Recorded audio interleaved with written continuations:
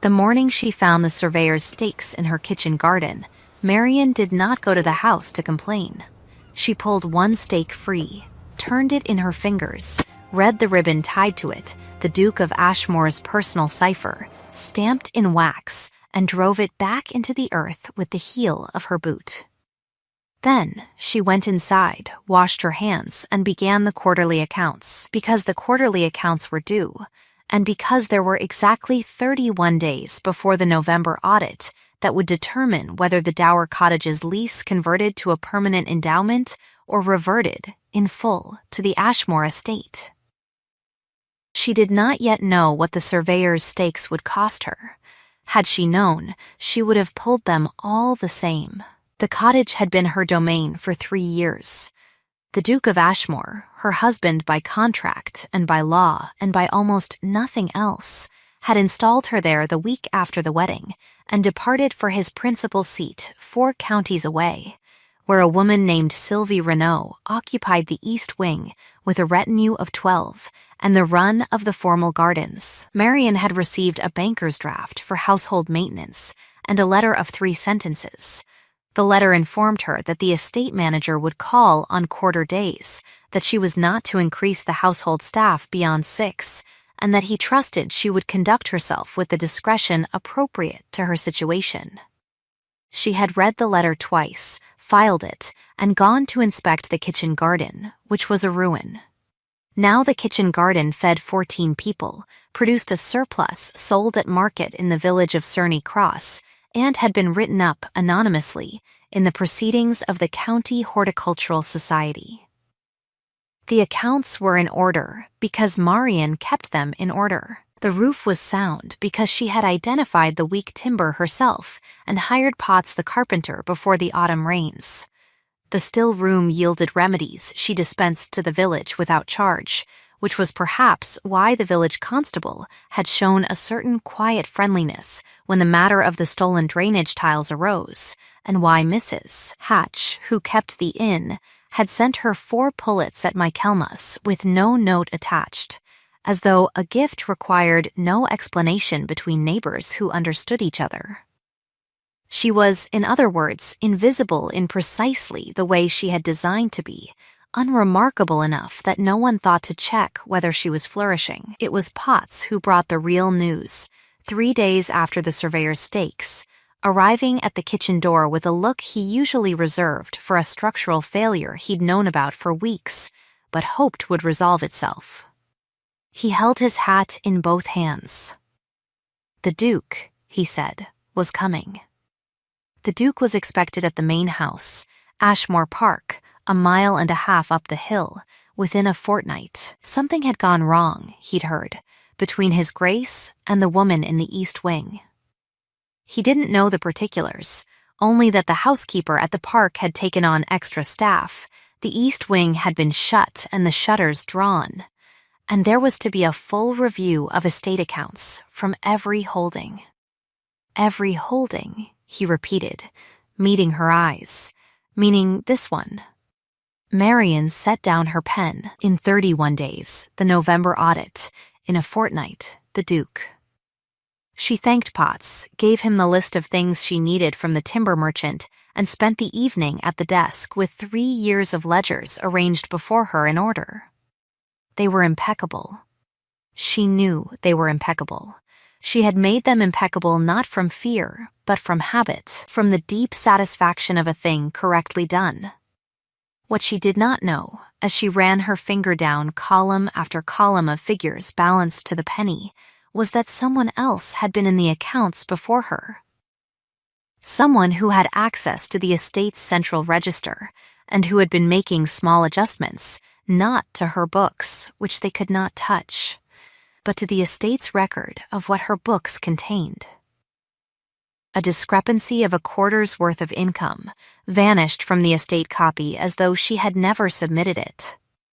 The sort of discrepancy, inserted carefully over 6 months, that looked less like error and more like concealment.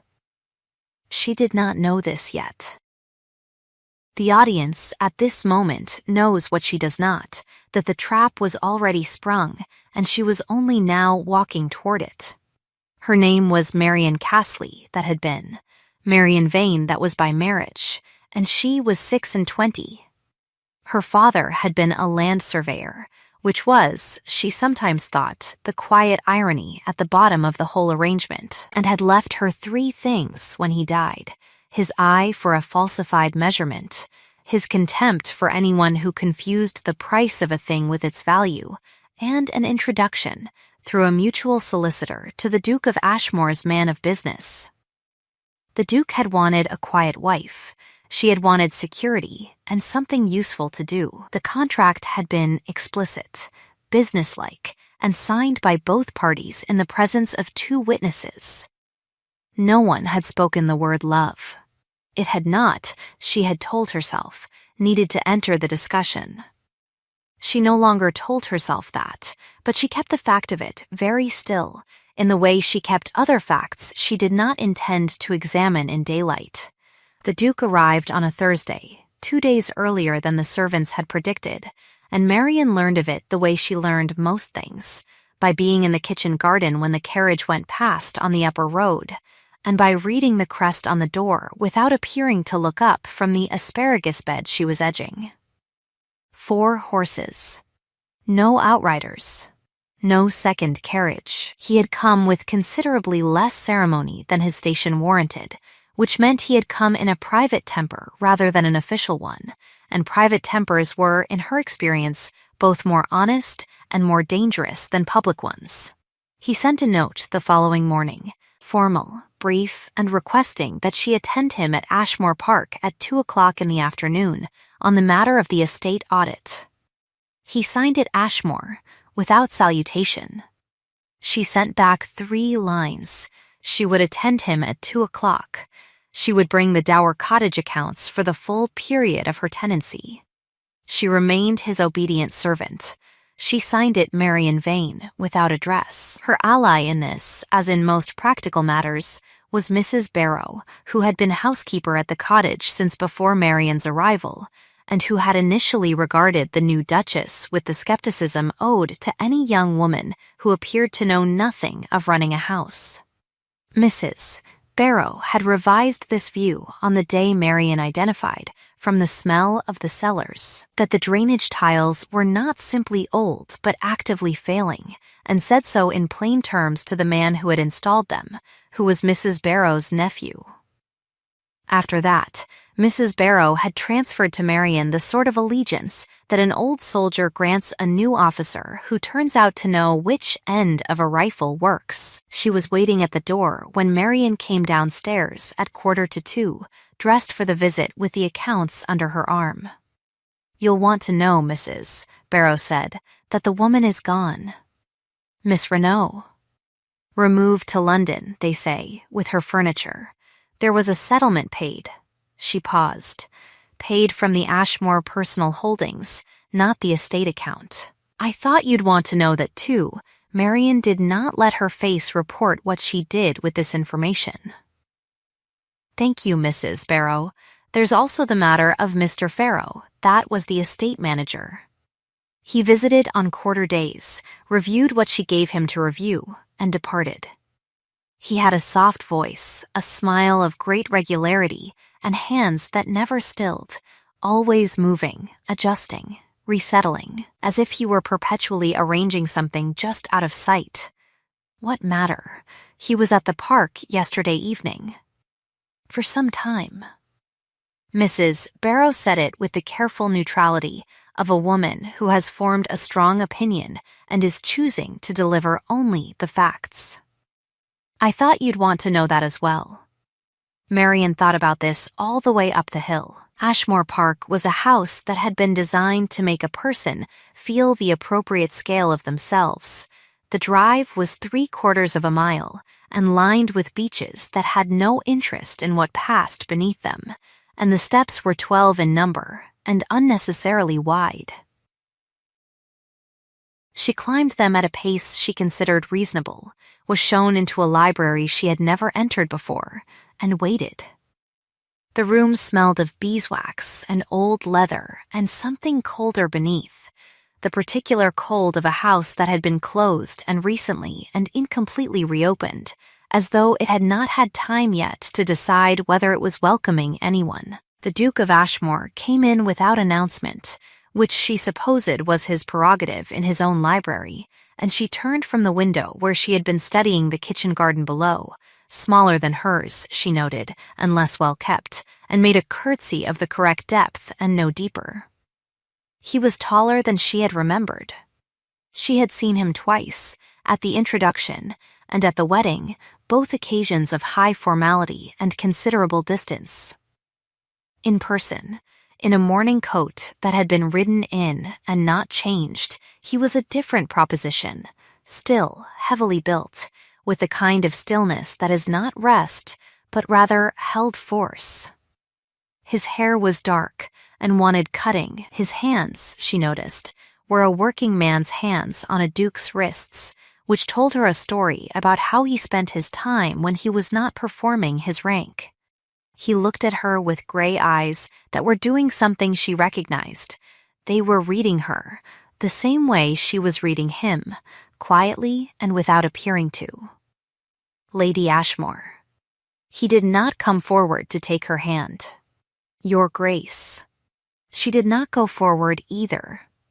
A beat of silence, the kind that is not uncomfortable so much as deliberate, both of them, she thought, establishing something, though she could not yet say what. Then, he said, I understand you have brought the accounts, 3 years of them. I assumed a full review. Sit down, then. She sat. He remained standing for a moment, then appeared to reconsider, and took the chair across from her. The desk was between them, which was either significant or the only place to put 2 chairs in a room this size.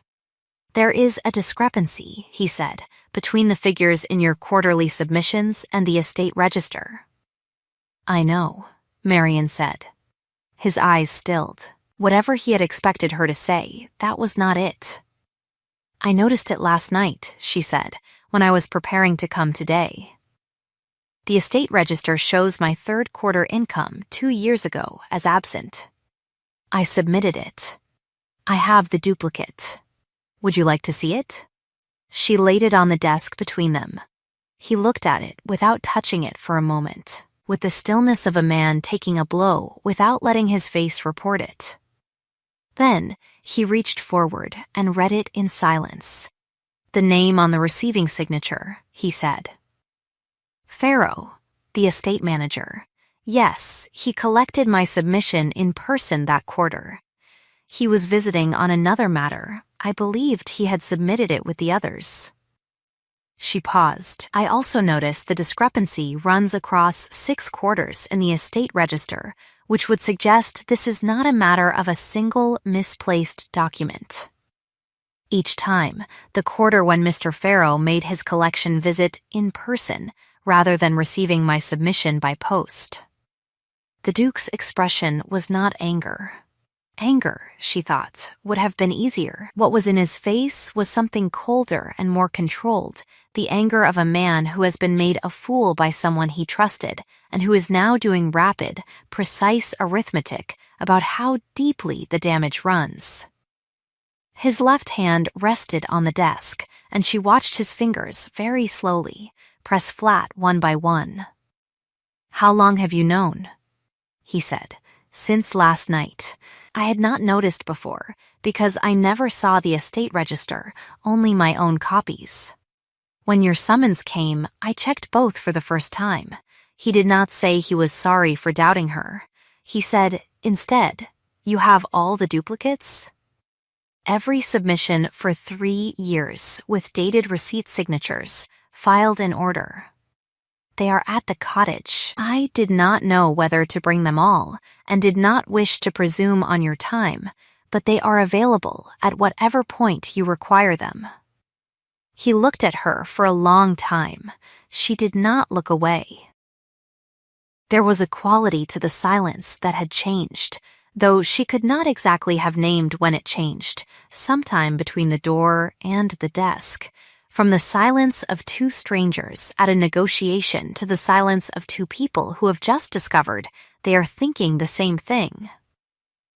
"Tell me about the estate," he said then, and his voice had changed too, the formal register reduced by 1 degree. "Not the accounts. The place." She told him. She told him about the drainage tiles and the kitchen garden and the surplus at Cern Cross Market, about the still room and Mrs. Hatch and the 4 pullets at Michaelmas, about the timber merchant and pots and the County Horticultural Society proceedings she had never claimed. She told him about the asparagus bed and the state of the fence on the north wall, and the drainage issue in the lower meadow that was, she thought, affecting the upper field's yield, and could probably be addressed for less than £20 if approached in March, rather than waiting until it became an emergency. She did not editorialize. She told him what she had observed, what she had done, what it had cost, and what it had returned. When she finished, he said, "The cottage is thriving. The cottage is in order." A pause. "You did not write to tell me. You did not ask." Something moved in his face, not quite a smile, but the structural preparation for one, a loosening around the mouth that vanished before it committed. "No," he said, "I did not ask." He stood. "I will need the full duplicate accounts. I would be grateful if you could send them by tomorrow. I will require some days to understand the extent of Pharaoh's." He stopped. The extent of it. She rose, gathered the ledger he was still not quite finished looking at, then stopped because he had picked it up to return it to her, and they were both briefly holding the same edge of the same document, which was not a thing she had planned. She released it. He looked down at her hands. She had ink on the second finger of her right hand, a perpetual condition. And then back at her face, with an expression she did not have a name for and carefully did not try to find one. "Thank you for coming," he said. "You requested it," she said. "Your Grace." On the walk back down the hill, she counted her steps because it was something to do with her mind besides think about the color of gray eyes in a library at 2 in the afternoon. The inquiry into Pharaoh's conduct began the following Monday. Marian knew it had begun, because Potts mentioned it in passing. The estate manager's ledgers had been collected from the park office. 2 men from the ducal solicitors had arrived from London on the morning coach, and Pharaoh himself had been seen at the inn at Cernicross in an advanced state of quiet agitation, drinking quantities of cider that a man of his profession had no business drinking on. A Tuesday. She filed this information beside the other things she was filing. She was aware that the November audit was now 22 days away, and that whatever Pharaoh had done with the estate register might, depending on how it was characterized, throw the entire audit into question, including the question of the cottage's endowment. She did not permit herself to think about what losing the endowment would mean. She had managed one crisis at a time for 3 years, and she saw no reason to revise the method now. On Wednesday, the Duke came to the cottage. He did not send a note. He arrived mid-morning in a coat that was, again, functional rather than formal, and she was in the still room doing inventory when Mrs. Barrow appeared in the doorway with a look of extraordinary composure that meant she was deeply interested in what was about to happen. "His Grace," she said, "is in the garden." Marian set down the jar she was cataloging, wiped her hands, and went out. He was standing at the edge of the asparagus bed, looking at it with an attention she recognized, the particular focus of someone calculating rather than admiring. He heard her step on the gravel and turned. "Forgive the intrusion." "I was reviewing the lower field and thought." He stopped. Restarted. "I wanted to see it." The garden. It is not much to look at in October. The structure is evident. The beds are sensibly placed for drainage. He looked at her. "Your father was a surveyor." It was not a question. He had read something. Yes, the lower field drainage issue you described. The fall is to the southeast, not the southwest. The improvement you proposed would need to account for that. She blinked. Then she looked at the field, and she thought about it, and she said, "You're right, 20 pounds wouldn't do it. More like 35, but the yield improvement over 3 years would more than recover it. 40, I think, if we do it properly." She said, before she could stop herself. He did not appear to notice, or chose to appear not to notice. "Walk with me," he said, which was neither a question nor precisely a command, and she found herself doing it, the two of them moving along the garden's north wall, while he looked at the fence and she told him what each repair had cost and when, and he asked questions that assumed she knew the answers, which she did. They were at the end of the wall, in the corner where the old apple tree grew that produced an unremarkable apple, but excellent cider, before either of them said anything that was not about the garden. "Pharaoh has been with the estate 14 years, he said. "I know. He was recommended by my father's man of business.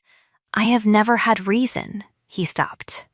His jaw was set, and she could see him deciding how much to say. "I was not here," he said. "I did not oversee things as I should have. The situation with—" He stopped again. She noted, with the precision that had kept her sane for 3 years, that he did not say her name. "I was elsewhere for a considerable time. Things were left to manage themselves. Things," she said carefully, "generally manage themselves toward the interest of whoever is present." A pause. "That is an exceedingly diplomatic way to say what you mean. I have been practicing diplomacy." He turned to look at her, and again there was that structural, almost smile, and again it pulled back before arriving. "Were you angry?" he said, "when you came here?"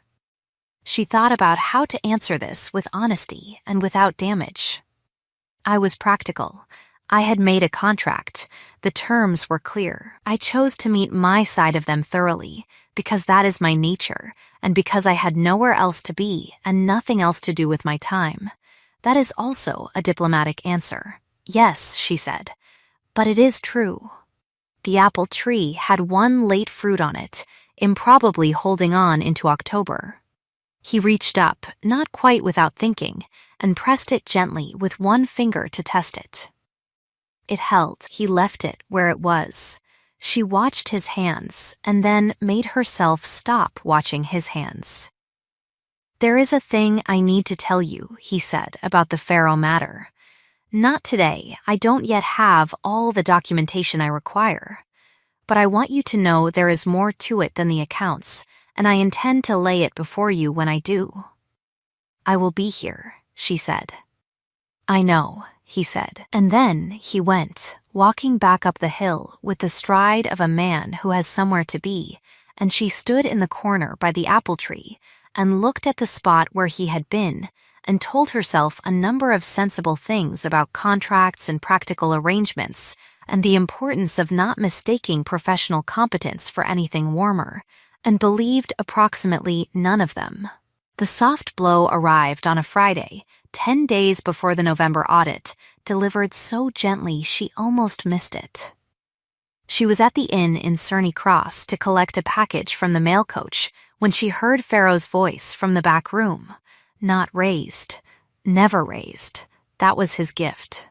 Speaking to a man she recognized as one of the junior grooms from the park. What she heard, standing very still beside the postal counter, was this: that the Duchess had known about the ledger discrepancies for considerably longer than a day.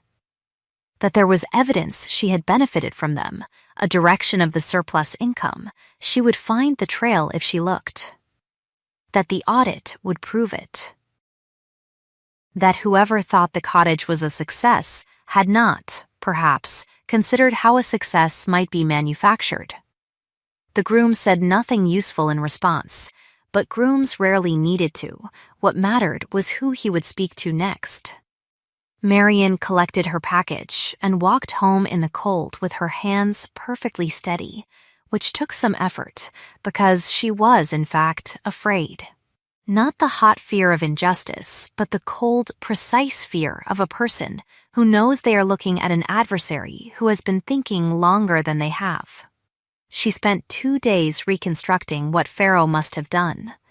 The pieces were not difficult to find once she knew to look: a payments ledger that showed 3 years of property surplus redirected, in small amounts, through a series of transactions that, examined out of context, looked as though she had been systematically siphoning Ashmore estate income. Examined in context, her context, with her documentation, they were something else entirely. The funds had been redirected by Pharaoh into a commercial investment account held in a name 1 letter different from hers. 1 letter, the kind of difference a distracted eye misses and a careful one sees in an instant. Her father had spent a decade surveying property disputes arising from exactly this kind of substitution. She had grown up reading the shape of it. What she did not have was proof that Pharaoh had controlled the account. What she had was the account itself, the correspondence trail leading to it, and a theory. Theories were not the same as witnesses. She was going to need a witness.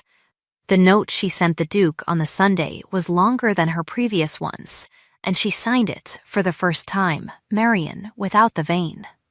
She was not entirely sure why she had done that. She did not cross it out and rewrite the whole. She sent it as it was, and spent the evening with her hands very busy and her mind on other things. He came the next morning.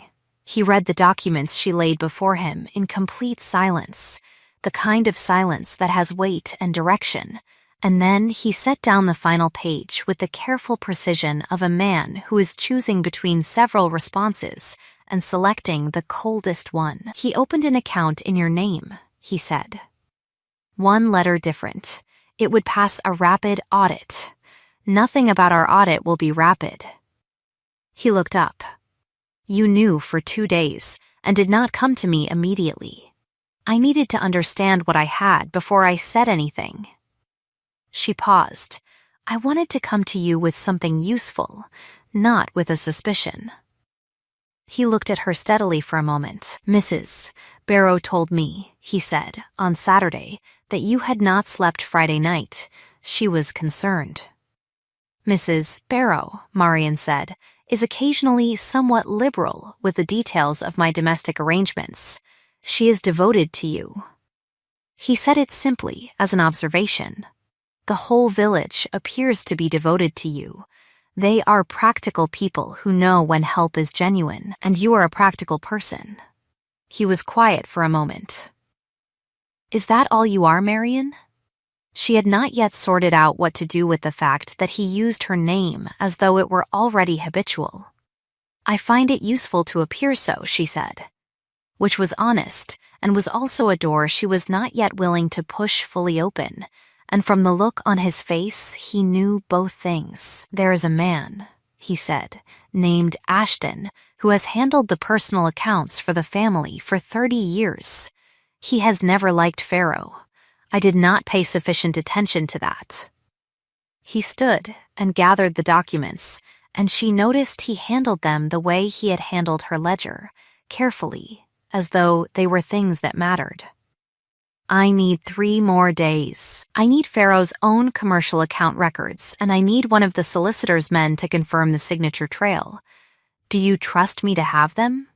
She considered the question and what it actually contained. I trust your interest in this matter aligns with mine, she said. Your Grace. Something in his face, a very small thing, almost imperceptible, shifted. You withdrew the name, he said. I did not feel the question warranted a first name. And what would?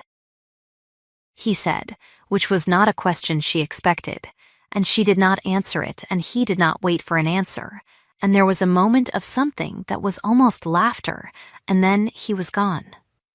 The 3 days were 7 days, because Ashton needed a full week to build the case to his satisfaction, and the November audit was now 3 days away. And on the second of the 7 days, Marian was summoned to the park by a note from Faro, not from the Duke, from Faro, which was so extraordinary that she read it 3 times before she accepted that it said what it said. He wished to speak with her privately, on a matter of mutual benefit, before the audit commenced. He wished her to know that certain documentary questions might be resolved very quietly, without inconvenience to anyone, if they could reach an understanding. She wrote back that she would call at the park office at 10 o'clock in the morning. She did not mention the note to the Duke. She told Mrs. Barrow exactly where she was going and why, and told her that if she had not returned by noon, she was to send Potts to the park with that information. She noted that Potts, if sent on this errand, would make no small amount of noise about it. "Like a bull in a chapel," Mrs. Barrow said approvingly. "Precisely like a bull in a chapel," Marian agreed. Farrow's office at the park was a room that had organized itself to project the impression of honest labor, papers in tidy stacks, a fire burning, the desk clear except for a pair of spectacles and a cup of tea. He was standing when she entered, which was a politeness she noted and discounted. He was perhaps 50, with white hair and a face assembled over decades into an expression of steady friendliness that had nothing to do with his eyes, which were very pale and very still. He smiled at her the way a man smiles at a problem he believes he has already solved. "Lady Ashmore, thank you for coming." "Mr. Farrow." She sat without being invited, which she knew would irritate him and intended to. "Your note suggested urgency." "Not urgency. Clarity." He sat also, laced his fingers together on the desk, and used the voice that had served him well for 14 years, soft, reasonable, the voice of a man who finds the whole business slightly sad. "I have been reviewing the audit materials. I am concerned, as I imagine you are, that certain figures will require explanation, figures that might, to an eye accustomed to looking for fault, appear to suggest irregularity in the management of the cottage accounts. My accounts," she said, "are impeccable. Your copies are impeccable," he said. "Records of what was submitted and what was received can differ. People remember things differently. Intentions are not always legible." She looked at him. He looked at her. The fire made a small sound. "What is the understanding you propose?" she said. "Simply this." He moved one of the neat stacks of papers 1/4 of an inch, the hands never quite still. "The audit takes account of what is in the register. If certain materials do not reach the audit table, there is nothing to explain. The cottage endowment proceeds without complication. You continue your work, which is, I understand, genuinely excellent, without the unpleasantness of questions about funds redirected through accounts attached to your name." He spread his hands as though the whole thing were a gift. "This requires only your understanding that the estate management is a complex matter, that an experienced manager's judgment is valuable, and that a quiet resolution is better for everyone. Including you," she said. "Including me." He did not deny it. That, at least, was something. She held still for a moment, counting 3, 4, 5, not for calm, but for the appearance of consideration. "Mr. Farrow," she said, "I am going to say something that I want you to understand I mean precisely. I have no interest in the quiet resolution you describe. I have no interest in any arrangement that leaves falsified estate records intact and a dishonest man in a position to continue falsifying them. I am not going to consider it. I am not going to be convinced. And I want you to understand something else." She stood. "I came here because I wanted to look at you when you made this offer, so that I would know exactly what I was dealing with." The friendly expression did not waver. But his hands, she noticed, stopped moving.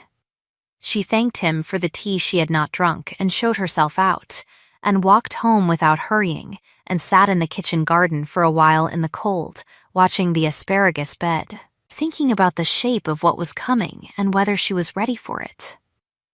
She thought she was. She had been ready for things before. Wheels on gravel in the afternoon, the Duke's carriage arriving at the cottage gate. She met him in the garden, and before she could say anything about Pharaoh's meeting, he said, "I know."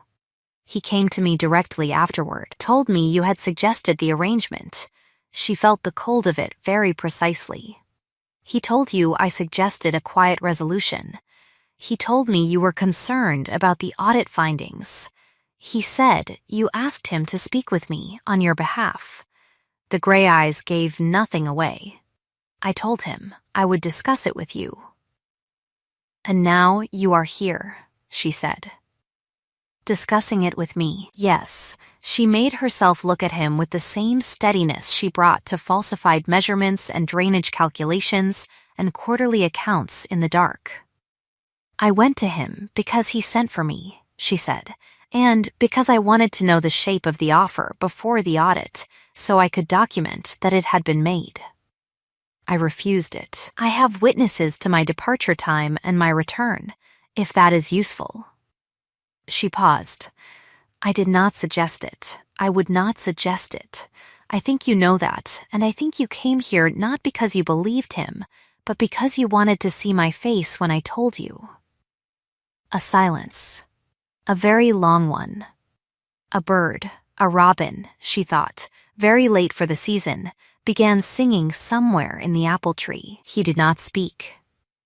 Then, slowly, something in his face came undone from itself, the way a rope under extreme tension comes undone when the weight is finally lifted, and what was underneath was not the formal still expression of the past weeks, but something older and more tired and considerably more human.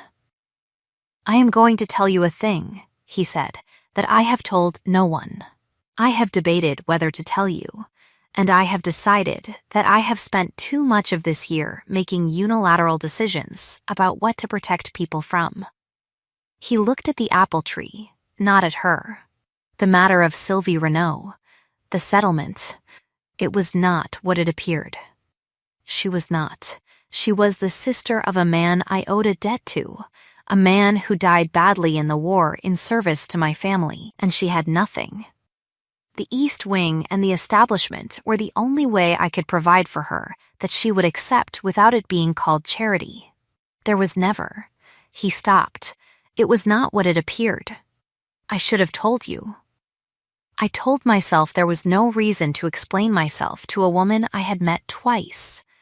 I find I was mistaken about the nature of my reasons. The robin continued to sing, indifferent to the moment. She thought about 3 years and a kitchen garden and quarterly accounts filed in order because precision was a comfort, and also because somewhere below the level of the practical, she had not wanted to give the estate back. "I see," she said, which was not enough, but she was still arriving at the shape of what he'd said. "There is also," he said, "a thing I cannot yet tell you, about Pharaoh, about why he did this. I have a hypothesis that is not yet evidence." He looked at her directly. "I am asking you to wait 3 days before the audit and to trust me to bring you what I find." She looked at him. She had made a contract with this man at 26, with no expectation of anything beyond terms clearly met. She had not planned on respect. She had certainly not planned on this, whatever this was, standing in a kitchen garden in October with a robin in the tree and his hands at his sides and his face, for once entirely open. "I will wait," she said. 3 days.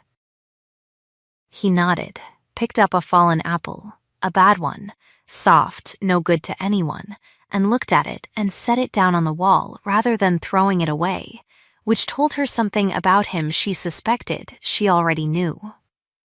Then he went back up the hill, and she stood there a while longer, and the robin sang another verse, and the asparagus bed was perfectly edged. The 3rd day arrived, wearing the look of a winter morning that intends to make something final. Hard frost on the grass, a sky the color of pewter hammered thin, the trees stripped and standing like witnesses in a hall. Marian rose before light, dressed in her best practical gray wool, the one that said "I have come to work," not "I have come to be looked at," and reviewed her documents one final time before Mrs. Barrow brought tea and arranged herself in the doorway, with the air of a general preparing for a campaign she intends to win. "Potts is coming," she said. "Ashton's man sent word last night. There is to be a meeting." "A meeting?" Marian looked at her over the teacup. "What sort of meeting?" "The sort," Mrs. Barrow said, with deep satisfaction, "with witnesses." It was held in the great library at Ashmore Park, which Marian had seen once, from the inside of it, with its smell of beeswax and cold.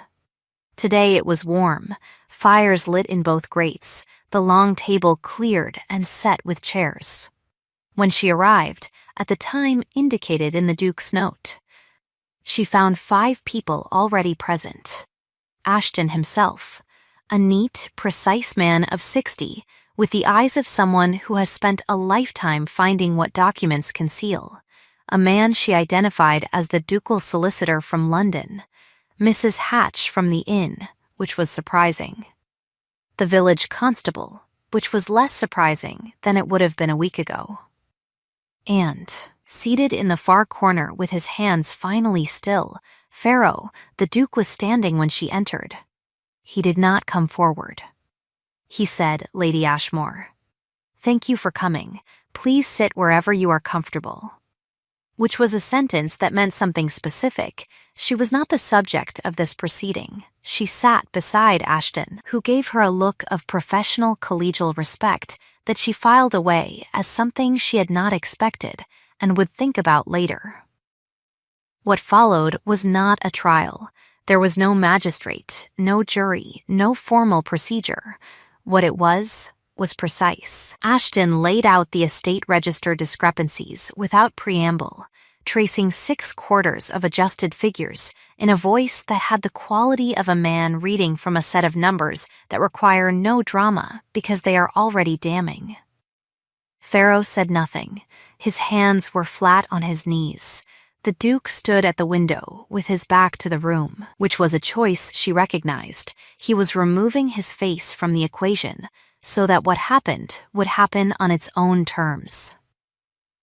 Then Ashton produced the commercial account records, not the account in the name adjacent to Marian's, the account behind that one. The one Pharaoh had opened in his own name in the first months of his tenure and had been using for 14 years, for purposes that had nothing to do with the Ashmore estate, and everything to do with the slow, quiet bleeding of small sums from 6 properties on the Duke's behalf. He had been doing this for so long and so carefully that the amounts were always below what would trigger a formal audit. What had triggered the formal audit was the introduction of a new party, a wife with impeccable accounts and a father's eye for falsified measurements, whose very precision had made the discrepancy between her books and Pharaoh's register too large to continue absorbing. She had not been the fraud's target. She had been its inconvenient obstacle. The Duke turned from the window. "Mr. Pharaoh," he said, "the account in your name shows withdrawals that match, exactly, the amounts absent from the estate register. I have a letter in your handwriting dated last March, directing funds from the estate property maintenance budget to a contractor who does not exist." He placed it on the table, in the light from the south window. "I am going to ask you a single question, and I would like you to consider your answer carefully. The letter is in your hand. We have your commercial account records. What we do not yet have is an explanation of how these funds were dispersed after you received them." Pharaoh looked at the letter. His face had, over the course of the morning, completed a slow transition from composed to exhausted to something else. Not fear, precisely, but the expression of a man who has held something aloft for a very long time and is discovering the weight of deciding to set it down. He looked at the letter for a long time. Then he looked at his hands. The debt, he said, was 14 years old. His voice, for the first time in Marian's hearing, was not soft, or rather, it was soft in the way that things are soft when they have been held under pressure too long and are finally giving way. My brother's debt. I guaranteed it. When he died, the creditors came to me. I paid the first year from my own savings. The second year, he stopped. His hands turned over on his knees, palms up. One small gesture, an old private grief. That was the humanizing crack in the whole arrangement, not a calculating man presenting his defense, but a tired man who had been carrying something since before anyone here was watching. I thought I could make it back before anyone noticed. You could not, the Duke said, with no particular inflection. No, Mrs., Hatch said, from her corner. With the authority of a woman who has known everyone in this county for 40 years, you've been giving that story to people who might have helped you for 14 years and choosing instead to steal from a dead man's estate. You had a choice, Pharaoh. She said it the way she would say that the coach is late, without cruelty and without mercy. You made it. A silence fell of the particular kind that happens after a truth is spoken in a room. Marian looked at the Duke. He was looking at her. Something passed between them that she would not attempt to name in that room. She turned to address the group. I would like to propose something, she said, and she felt, rather than saw the slight movement beside her as Ashton turned, slightly surprised. Mr. Pharaoh's debt is a calculable sum. The amount taken from the estate over 14 years is a calculable sum. I would suggest that these numbers be set against each other and the remainder recovered, that Mr. Pharaoh be released from his position without public scandal and with sufficient reference to find work suited to his abilities, and that no further action be taken. She paused. His abilities are real. His judgment was not. Those are different matters, and I don't think ruining a man on the first is just because we are rightly angry about the second. The silence this time was different. The Duke said nothing. He was looking at her with an expression she still did not have a word for. Ashton said the number aloud. It was not small, but it was not ruinous, which was the relevant distinction. Pharaoh looked up. For the first time since she had entered the room, he looked directly at her. Why, he said. Because you were afraid and made a terrible choice, and you have been living with it for 14 years, she said simply. That seems like sufficient punishment. And because the innocent people who need references from this estate should not be made to suffer for your mistakes. She did not add, and because mercy is always a choice, and I intend to make it. She thought he heard it anyway. The agreement was drawn up by the solicitor before the party dispersed. Marian signed her name to it, with the second finger of her right hand, ink-stained as always, and felt the November audit resolve itself around her like a lock clicking home. She accepted Mrs. Hatch's hand and the constable's nod and Ashton's brief, warm, satisfied handshake. She did not look for the Duke. She started toward the door. Marian. She stopped. She turned. The room had emptied. She had not tracked exactly when, and he was standing by the south window with the gray winter light behind him and his working hands at his sides, and he looked like a man who has been rehearsing something and has decided to abandon the rehearsal. I owe you an apology, he said, for 3 years of practical absence and for telling myself it was appropriate. I owe you a number of other things that I have not yet organized into sentences. She stayed where she was. I am listening, she said. You said, when I asked if you were angry, that you were practical, that you had made a contract and you met it. He crossed the room until he was closer than he needed to be for a conversation, not so close as to overwhelm one. I want you to know that what I saw in those 3 years, in the accounts, in the drainage estimates, in the village, in the way you handle yourself when someone is trying to frighten you, is not what I contracted for. I did not know what I was asking when I wrote that letter. I had no idea. He looked at her steadily.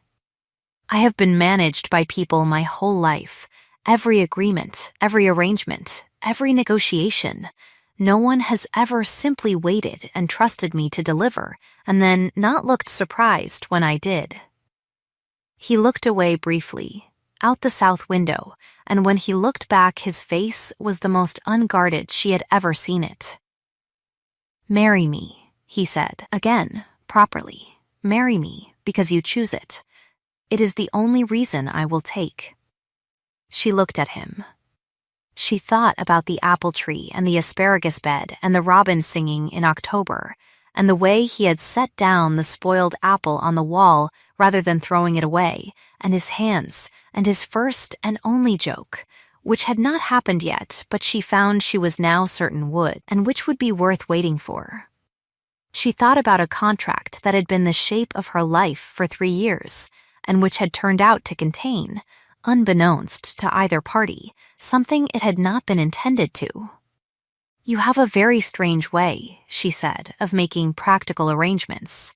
"I am learning," he said, "from someone with considerable expertise." "Yes," she said. "Ask me again in a year, when you have a better sense of what you are committing to." He looked at her for a very long time. Then he said, with the smallest smile she had yet seen from him, not the one that pulled back before arriving, but an actual one, a thing that changed his whole face, 1 year. "And then, I am asking." "1 year," she said, and handed him back the survey, and kept her father's handwriting, and the library smelled of beeswax and warm fires, and the robin, impossibly, was somewhere outside the window still. Pharaoh left the estate on the last day of November, with a reference, written by the Duke himself, and a sum that cleared the remaining portion of his brother's debt, and took a position with a property management firm in Bristol that never knew the particulars of his departure, and found him competent, careful, and admirably inclined to account for everything in writing. Ashton returned to London with the audit completed and the endowment certified, and wrote later that it had been one of the more interesting mornings of his professional life. Mrs. Hatch was, for reasons she never fully explained, given the standing arrangement for supplying the Park's kitchen with poultry, and found it agreeable. The constable found nothing else that required his attention that year, which suited him. Mrs. Barrow wept at the wedding, exactly as predicted, with great composure and no acknowledgement that she was doing it. The redeemable rival was, in this case, not a romantic one, but a professional one, the junior solicitor from London, who had initially expressed quiet skepticism about the Cottage accounts, and who, when shown the full documentation, had the grace to say he had been wrong, and to shake Marian's hand with genuine respect. He made partner 2 years later, and sent a gift. Potts repaired the north wall fence in the spring, and was paid fairly and promptly, and told anyone who asked that the Dower Cottage was the best managed property in 3 counties, and he had built enough walls to have an opinion.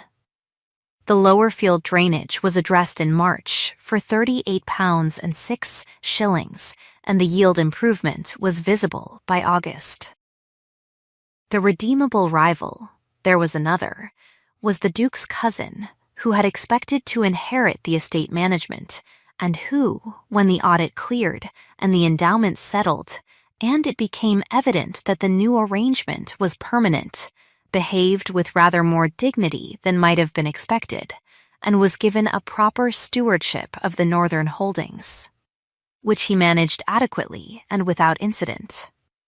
The wedding was in the apple tree season, late October of the following year, very small, in the village church at Surnay Cross, with Mrs. Barrow as witness and Potts as the other, and Mrs. Hatch as the third, because she was not going to be left out, and no one tried to argue.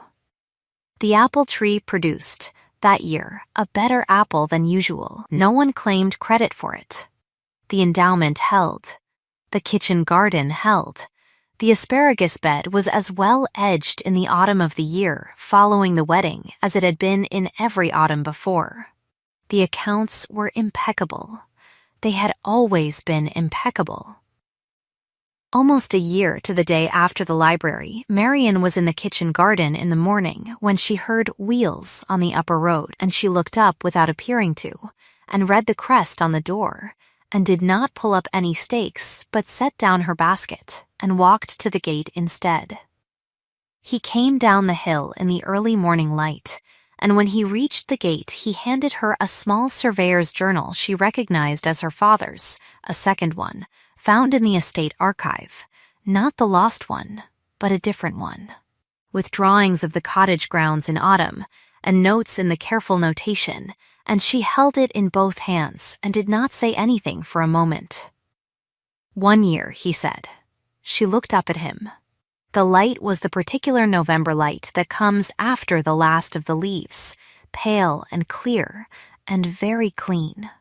A robin was singing in the apple tree. She was almost certain it was the same one. You said, she said, when we stood here, that I had nowhere else to be.